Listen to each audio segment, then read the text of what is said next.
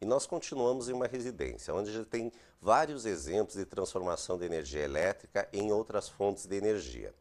Nós temos aqui, por exemplo, na sala de TV, uma companheira nossa que a gente nos acompanha e é quase um membro da família. Aqui nós estamos tendo uma consumidora baixa, considerada baixa de eletricidade, onde ela está transformando a energia elétrica em energia luminosa e também energia sonora. E uma companheira dela que está aparecendo aí a partir da década de 80, o videocassete, e que já agora no ano 2000 está perdendo caminho especificamente para o DVD. Outro equipamento que também é bastante comum nos lares brasileiros é o aparelho de som, que a garotada adora ouvir um som. E aqui está havendo a transformação da energia elétrica em energia sonora. Como nós falamos no bloco anterior, a iluminação ela também representa pouco em relação a outros equipamentos na nossa conta de eletricidade. Porém, ela é bastante importante. Nós estamos falando da lâmpada incandescente, onde a gente observa que a grande maioria da eletricidade produzida, consumida, ela é transformada em calor e não em luminosidade. Aqui a gente tem um exemplo de uma lâmpada fluorescente, onde ela tem uma economia de até 80%. Porém, ela tem uma diferença, principalmente em relação à luminosidade. Isso vai fazer uma diferença quando a gente vai observar a cor do objeto. Porque a reflexão da luz sobre a roupa vai influenciar especificamente como a gente vê. Por exemplo, numa vitrine de uma loja, é utilizada uma luz onde ela vai realçar a cor do vestuário. Aqui agora a gente está na cozinha, onde a gente tem diversos equipamentos que consomem eletricidade. Então, uma grande fonte de consumo em uma casa. Aqui nós temos o liquidificador e a batedeira, que também é bastante comum. O liquidificador e a batedeira, ele transforma a energia elétrica em energia mecânica.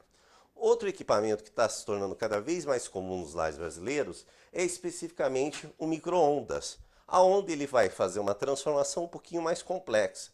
Ele tem um gerador de micro-ondas ali, que ele vai fazer com que emita micro-ondas em cima dos alimentos e a própria água dos alimentos é que vão cozinhar. Vai acontecer mais ou menos o seguinte, é como se várias bolinhas, como se as moléculas fossem bolinhas, elas vão se agitando. E essa agitação vai fazer com que produzam energia térmica e, consequentemente, cozinhem os alimentos. Agora aqui nós temos um grande vilão da cozinha, que é a geladeira. Bem, como a gente já sabe, falamos lá, as geladeiras hoje em dia, quando a gente vai na loja, ela tem um selo, que é o selo do Procel, que ela tem várias graduações. Quanto mais próxima ela for do ar, mais econômica ela é.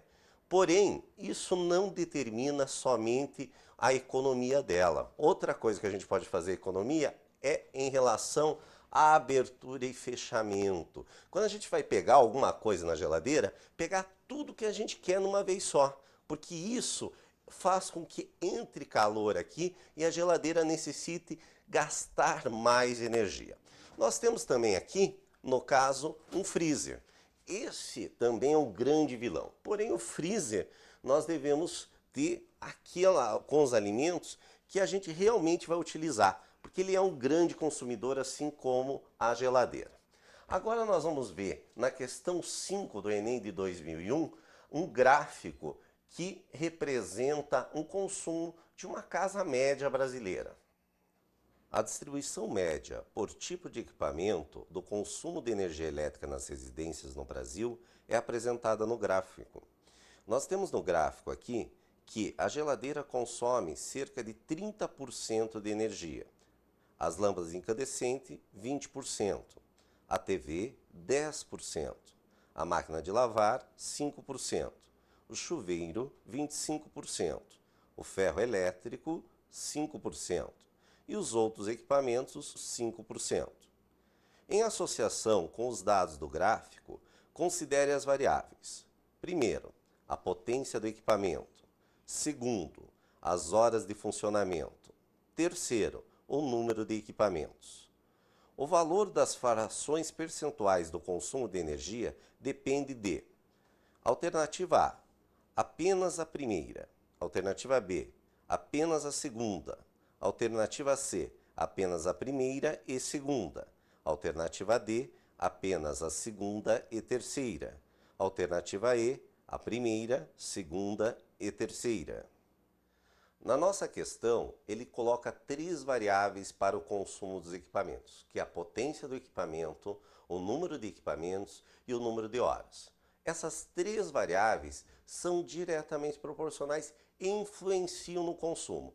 Quanto maior a potência do equipamento, maior é o consumo. Quanto o número de horas, quanto mais a gente usa, maior vai ser o consumo. E se a gente tem mais do que um equipamento, consequentemente, vai estar ele ligado, às vezes até junto, os dois equipamentos. Consequentemente, maior vai ser o consumo. Portanto, a alternativa que encampa essas três variáveis é a alternativa E, correta. E agora a gente vai ver o grande vilão de nossas casas, que é o grande devorador, que é o chuveiro elétrico. Vamos dar uma olhadinha nele? Chegamos a um cômodo da casa que normalmente dá grandes brigas entre mães e filhos, que é a respeito do banho. Nós temos aqui no banheiro um chuveiro elétrico, onde a gente tem diversas posições. Seja o chuveiro mais simples possível, nós temos sempre a posição verão e inverno. Essas posições vão determinar a potência do nosso chuveiro. E como a gente viu na questão anterior, esta potência influencia no consumo e o tempo também influencia. Portanto, nós vamos verificar que, como nós lembramos do bloco anterior, o consumo da nossa conta é dado em kWh. Então, a nossa formulazinha é energia é igual a potência vezes o tempo. Quanto maior a potência, maior a energia. Quanto mais tempo de banho, maior vai ser o consumo. Portanto, nós devemos ter banhos mais rápidos. Consequentemente, a nossa conta vai cair. Agora entendemos por que o chuveiro elétrico é um grande devorador de energia. Outras maneiras da gente poder economizar energia, nós temos aqui na área de serviço.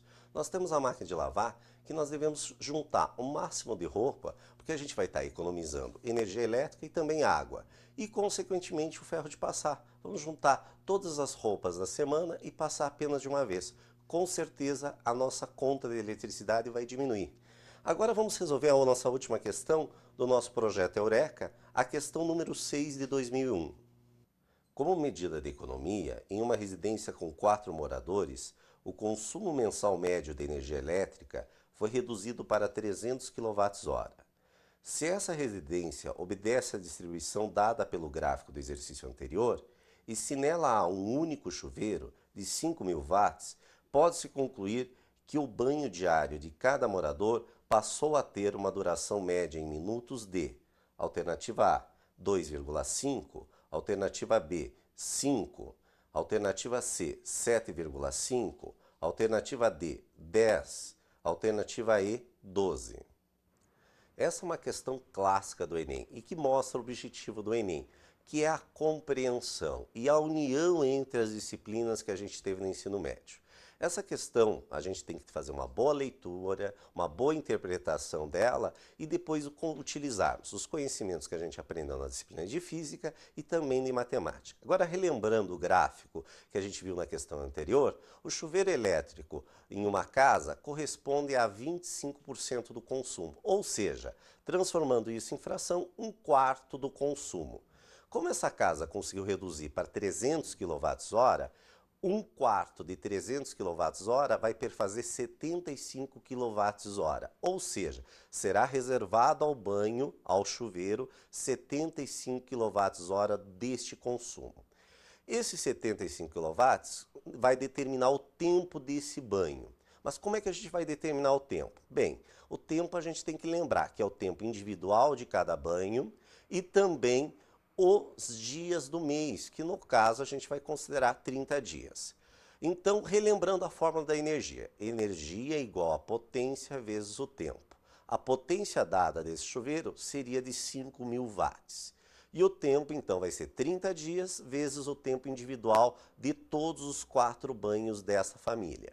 Então, vai ficar energia igual a 5.000 watts vezes 30 vezes o T.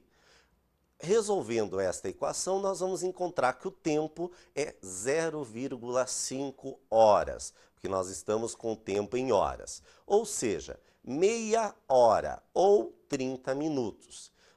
Os 4 moradores terão 30 minutos de banho diário. Como são 4 pessoas, cada pessoa terá direito a 7 minutos e meio. Parece pouco, não parece?